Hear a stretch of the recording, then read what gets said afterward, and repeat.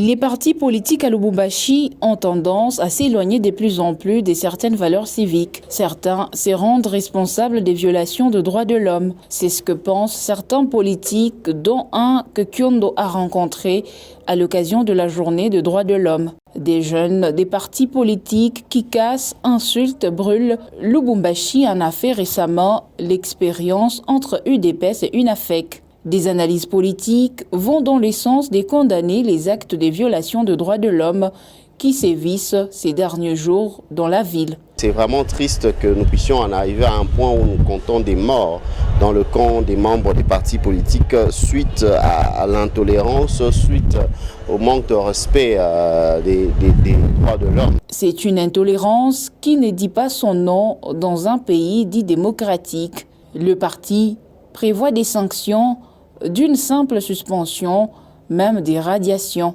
Nous, au niveau du parti, nous appliquons nos textes et nous pensons que les responsables étatiques devraient aussi nous aider en poursuivant et en appliquant la justice comme il se doit pour que les droits de l'homme soient respectés.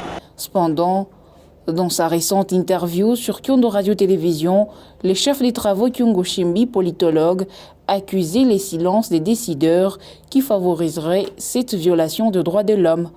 Les milices de l'UFERI, les milices de l'UNAFEC, les milices de l'UDPS qui gèrent les différents coins de la ville, le point de perception des taxes, des recettes, on a connu ça à Kasumbalesa. On connaît ça ici dans les différents parkings. Donc il faut résoudre ce problème-là tel qu'il est que de chercher à les couvrir. Le 75e anniversaire de la Déclaration universelle des droits de l'homme vise la dignité, la liberté et la justice pour tous.